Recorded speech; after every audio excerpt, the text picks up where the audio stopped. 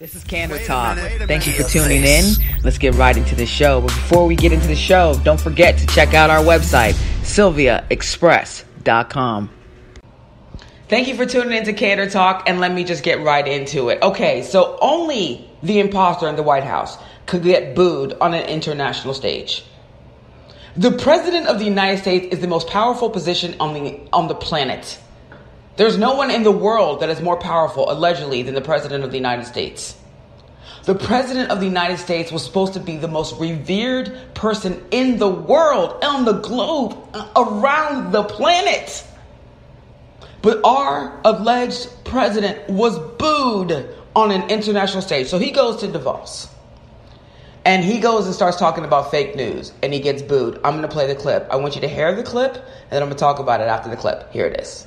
Always treated really well by the press. You know, the numbers speak and things happen, but I've always really had a very good press.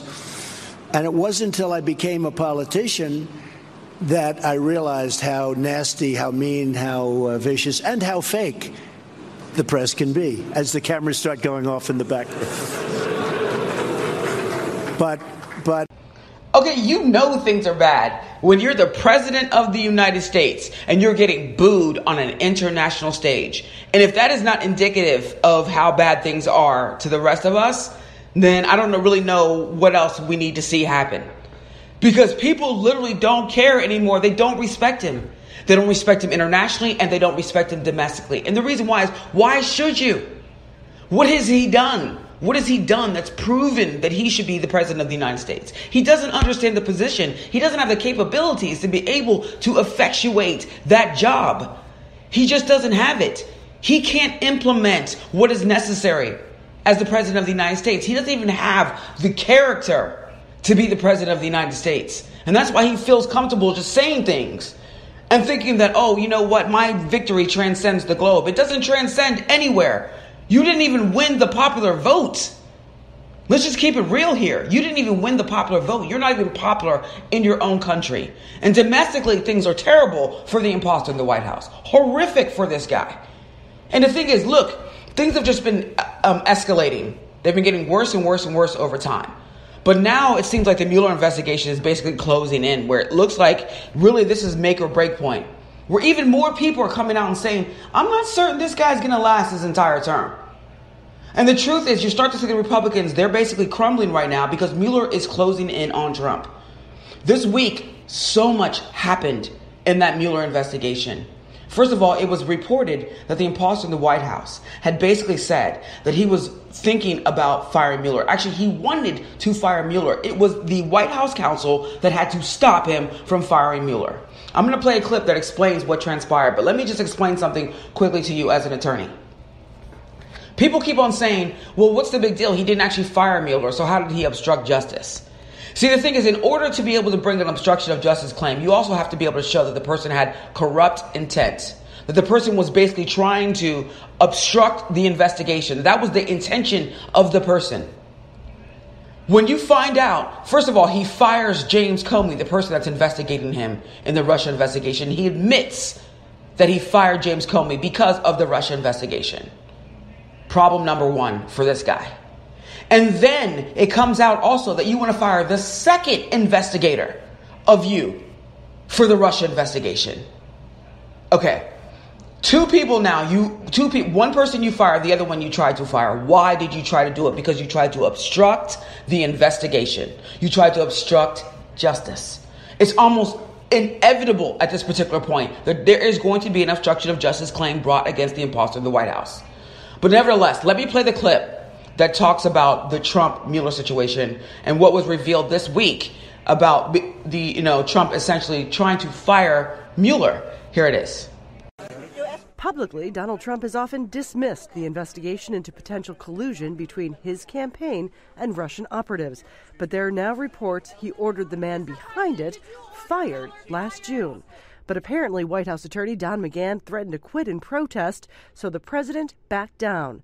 Trump had his usual response to the news. Fake news, folks. Fake news. What's your message today? Typical New York Times fake stories.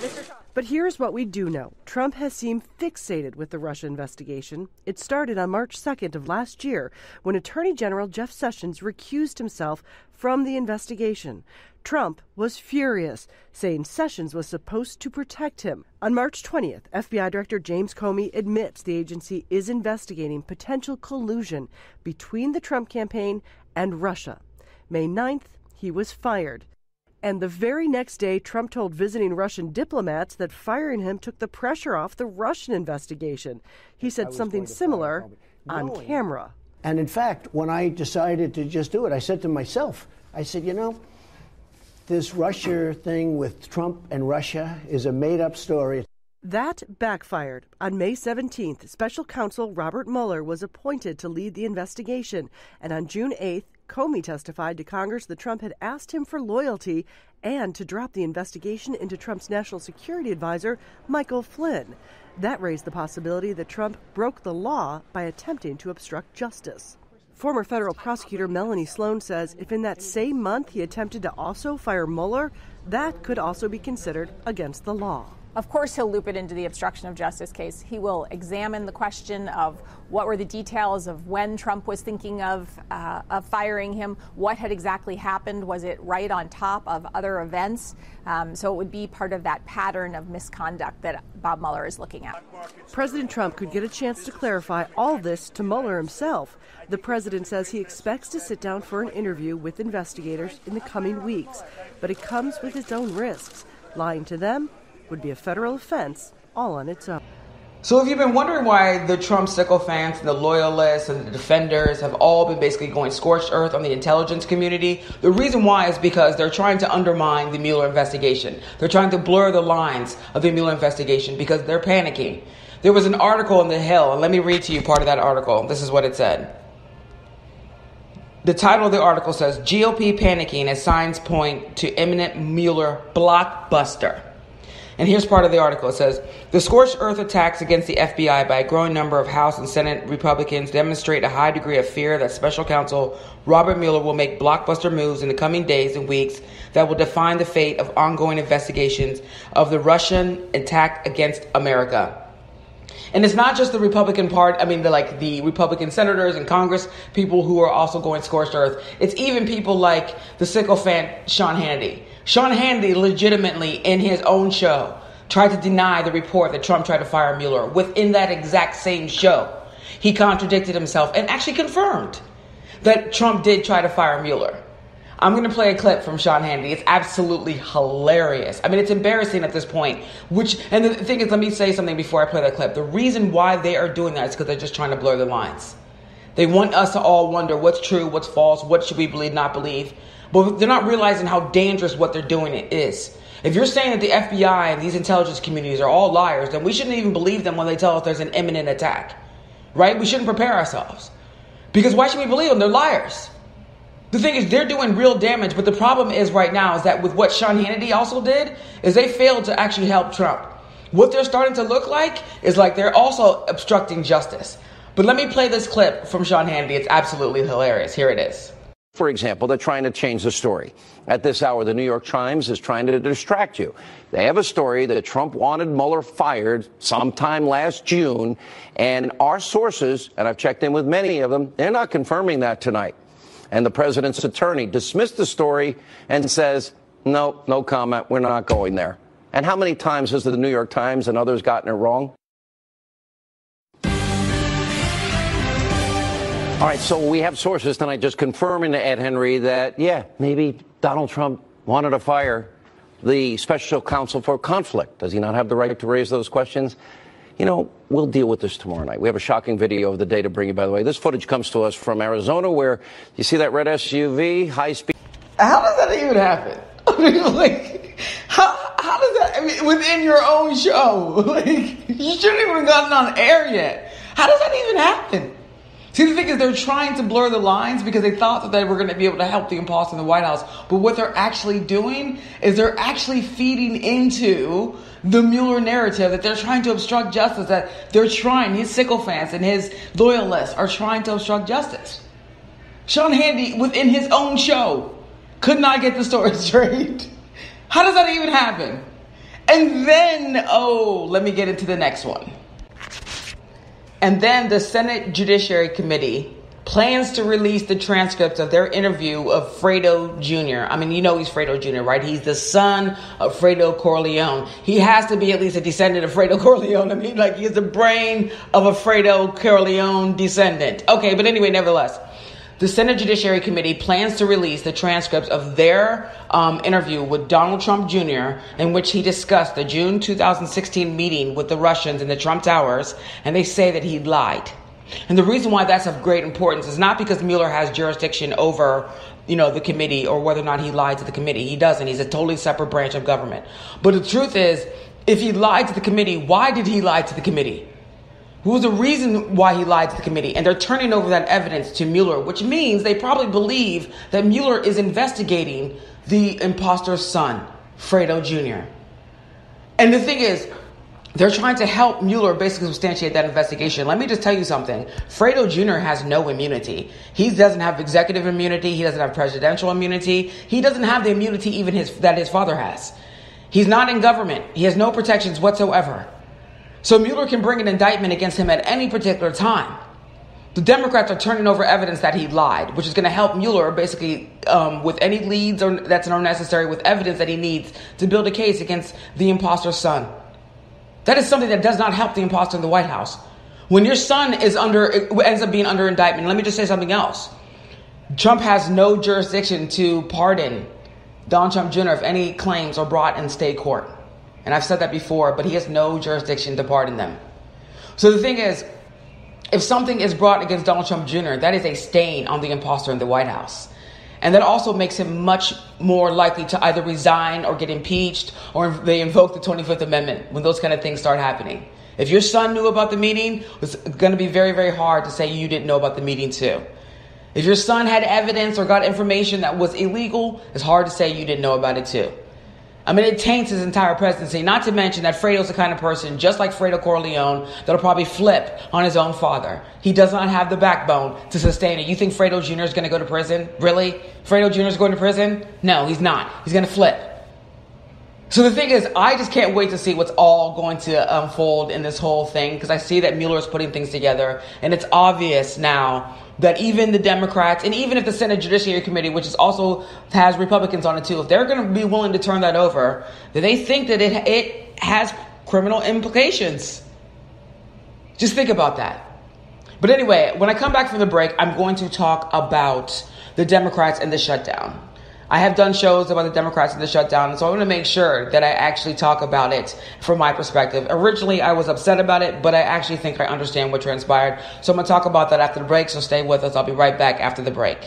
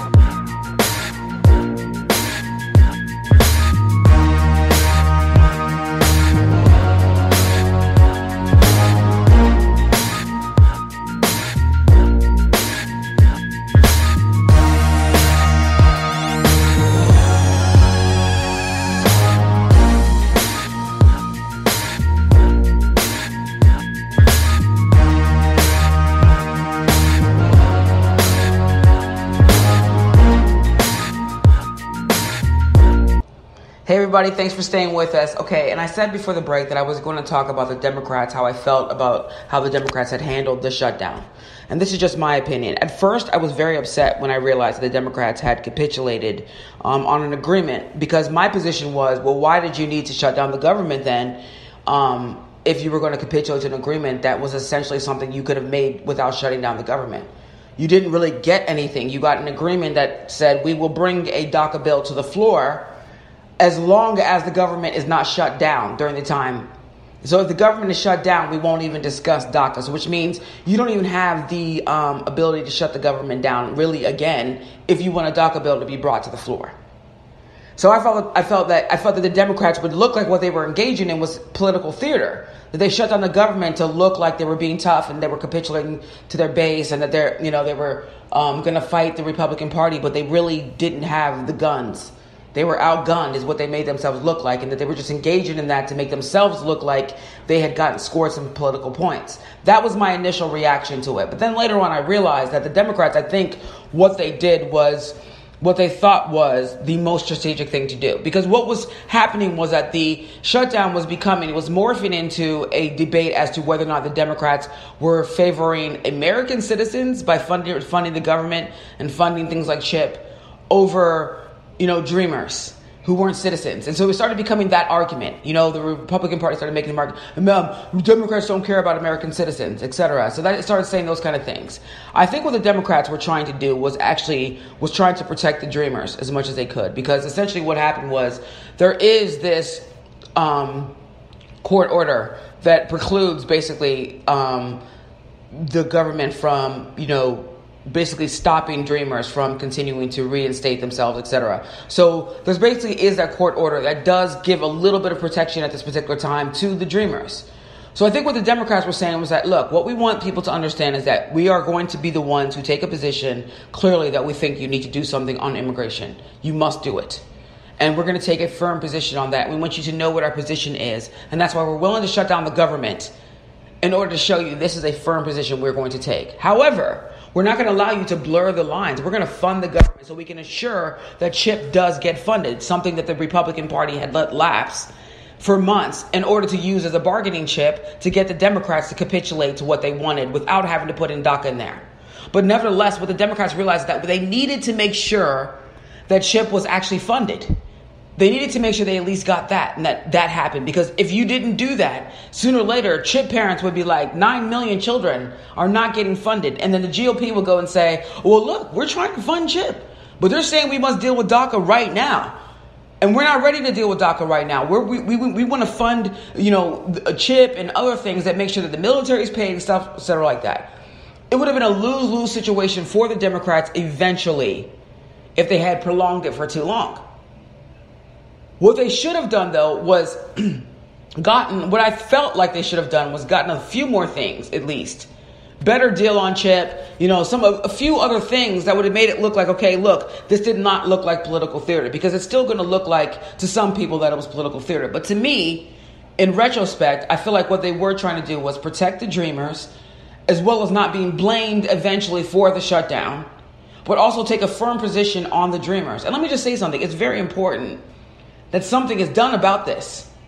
You cannot continue to leave these children in limbo.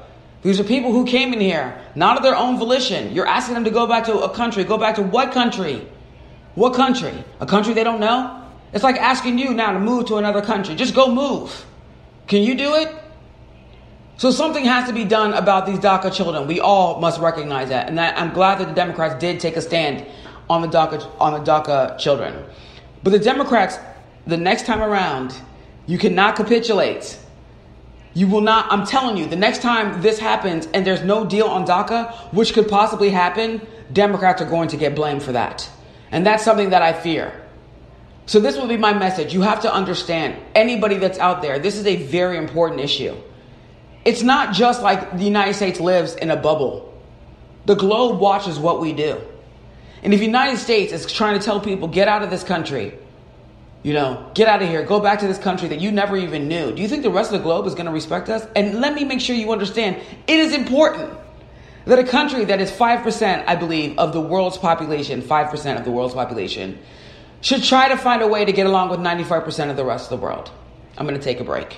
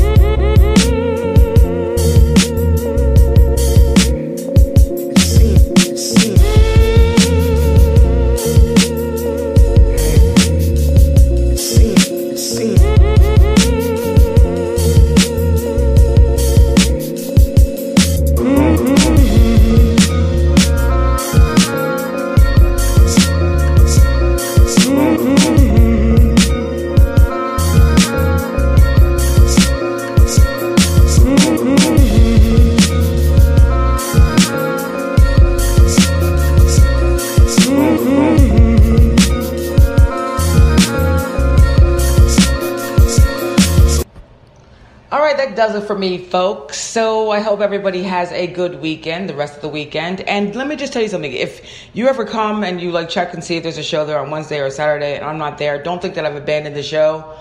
Unfortunately, sometimes I have to just do work. I have a lot of work. I'm also a mother, so it's a lot of things that you have to do. So sometimes I just can't do the show at that time.